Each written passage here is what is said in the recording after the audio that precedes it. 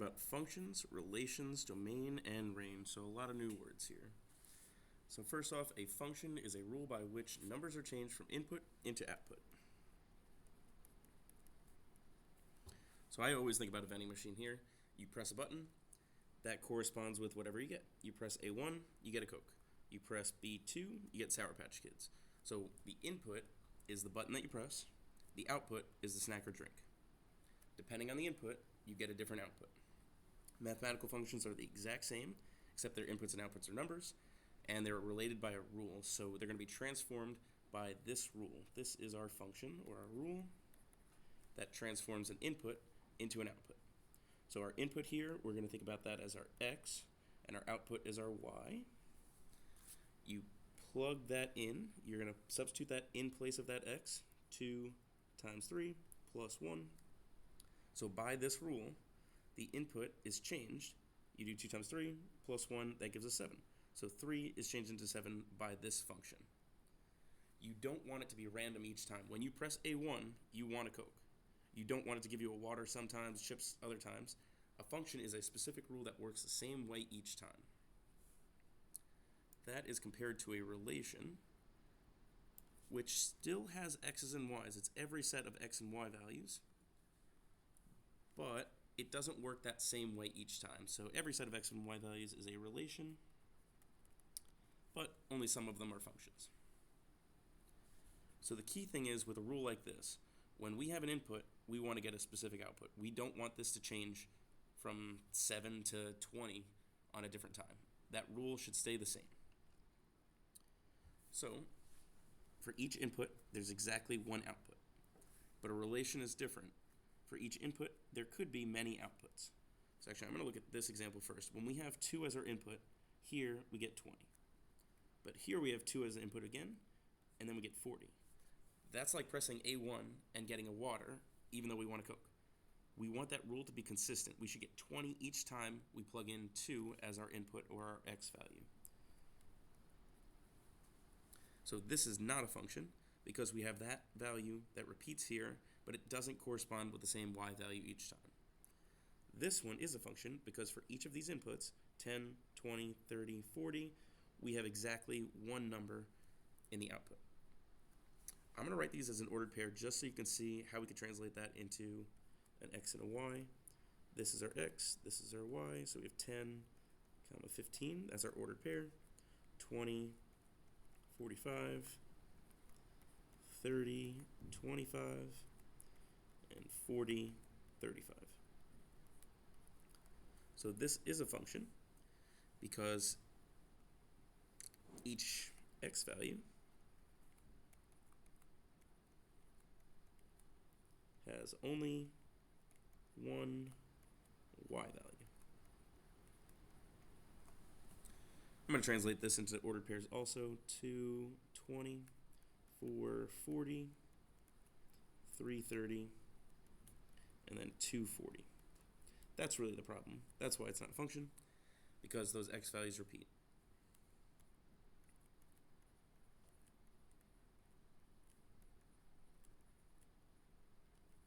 So if you see that x values repeat with a different y value, that's not a function.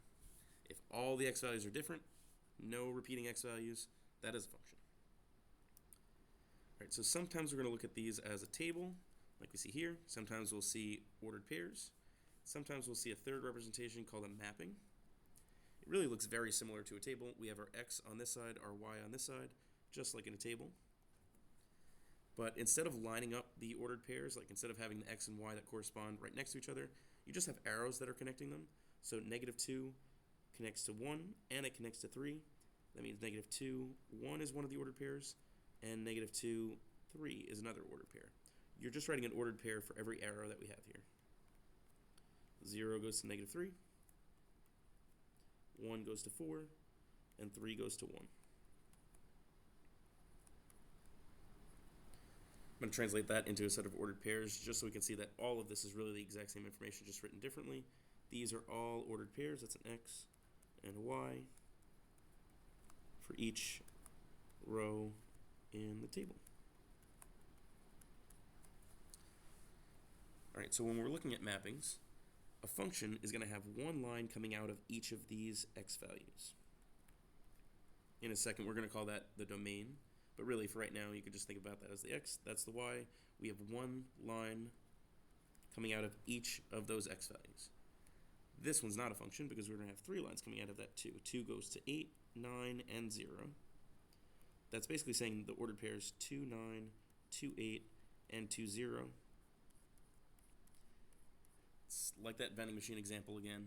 If you hit A1, I want a Coke. I want it to go to the same thing each time. I don't want it to be random. When I hit 2 here, I don't want it to come out as something random each time. I want that specific snack or drink. So the x values cannot repeat. What that looks like on a function, or sorry, in a mapping, is that 2 or 3 lines or more coming out of one number on this side. All right, so we're going to try a couple of these together. Which of these relations are functions? They are all relations. Some of these are functions. If the x values do not repeat, it's a function. So 4, -5, 5, 2, all of those are different x values. I'm not even looking at the y values. I have all different x values here. Yeah, we have a -5 and a +5, but those are still different numbers. That is a function. On the next one, again, I'm ignoring, I mean, it kind of depends. Because if this was an 8 also, let's say that was an 8. You don't have to write this, but if that was an 8, actually this would remain a function. -7 going to 8, -7 going to 8, that would be a function. But since those are two different numbers here, -7 going to 1, -1, -7 going to 8, that means this is not a function. The x values repeat, and they go to different y values. On this mapping, we have one line coming out of each of these numbers. One line comes out of each of those domain values. That is a function. On number 4, that is not a function. 7 goes to 15, and 7 goes to 17. That makes it not a function. So we can see this as a list of ordered pairs, a table, order mapping. All of those are just based on numbers, and we're looking at just the x values and if they repeat. Sometimes we're going to be given a graph, though, so that means we're going to use the vertical line test.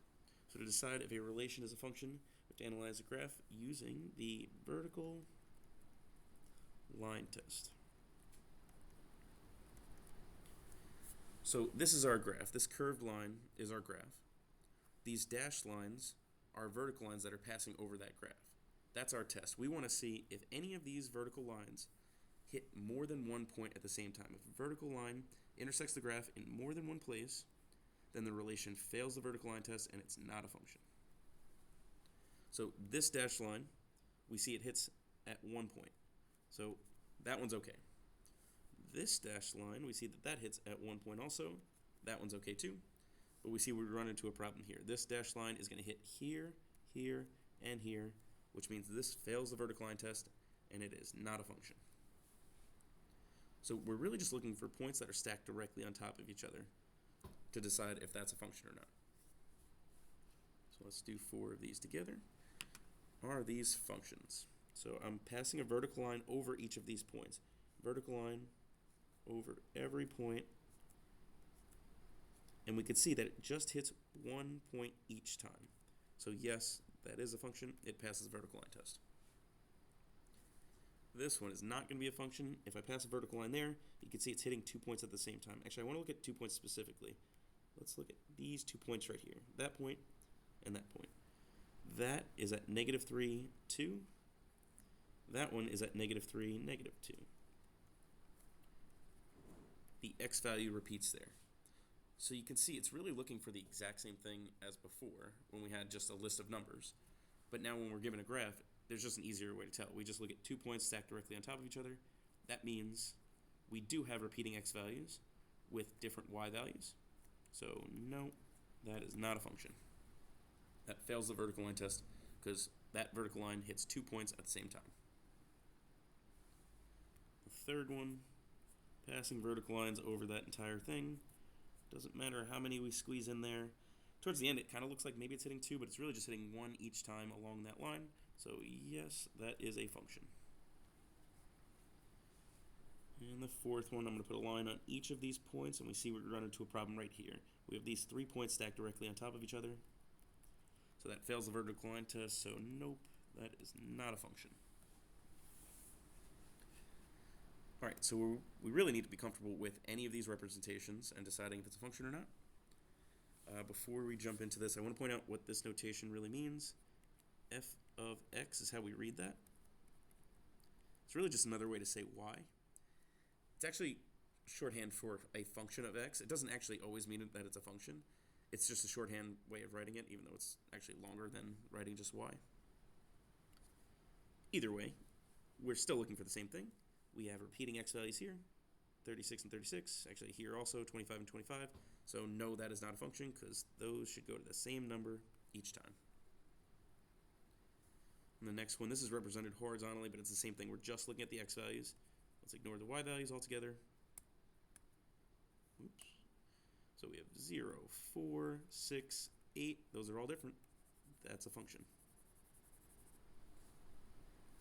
On a graph, we're going to use the vertical line test. Doesn't matter how many we can squeeze in there.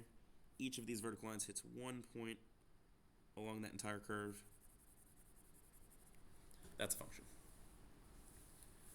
The mapping 3 goes to 7, 6 goes to 2. We have one line coming out of each of those. That's a function. And this fifth one, this 6 is a problem. 6 goes to 3, 6 goes to 4. That is not a function. We're not going to shade that one. We have -6 here, -6 here. -6 should take us to the same number each time. That is not what's happening there. Again, we're just looking for that repeating x value. You see -6 twice, it's not a function. 1, 7, -4, -5, all different x values. We do not care if the y values repeat. We're only looking at the x values. That is a function. Last one is the graph again, so we're going to use the vertical line test. 1 point, 1 point, 1 point, 1 point each time. Each of those vertical lines hits just 1 point. So yes, that is a function. Alright, now we're going to talk about domain and range. So domain is our x, range is our y. The set of all input values, or x values, for the independent variable. Independent variable is really just x. Those are called the domain values. The set of all output values, or y values, for the dependent variable, which is y. Those are called the range values. This is really simple. When we're listing these out, we're really just writing all of our x values, all of our y values. So in an ordered pair, the x always comes first, the y goes second. So we're just going to list out these first numbers. Traditionally, you do write these in order from smallest to biggest. So I'm writing out the first number in order from smallest to biggest. I'm going to start with -5, then 2, then 4, then 5. Those are our domain values or x values. It's really just a list. For range, we're looking at all the y values. That's just the second number in each of these pairs. If you see a number show up twice, 0 there, 0 there, you only have to write it one time. I'm going to write 0. That covers that one and that one. I'm going to write 2 and then 12. On a table, we're just going to list out each of these in order from smallest to biggest, and -7's our smallest, then 3, then 6. You notice I only wrote -7 one time. It's covered by that list. And then the y values, it's just these 4. -1's our smallest, then 1, then 3, then 8. Honestly, if you happen to not write it in order from smallest to biggest, that's okay. Multiple choice options usually are going to have it in order from smallest to biggest anyway. I think the graph is the toughest one to pull the domain and range from. So we're looking at all the x values of these points and all the y values. If you'd like, you could write these down as an ordered pair. So we could write down each of these ordered pairs and then just read the x and y values there. I'm really just going to think about going along this line. I'm looking at the x value for each of those dots. That corresponds with this line. That's our x-axis. So -3, 1, 4, and 5. For the y values, I'm looking at where they correspond with this line.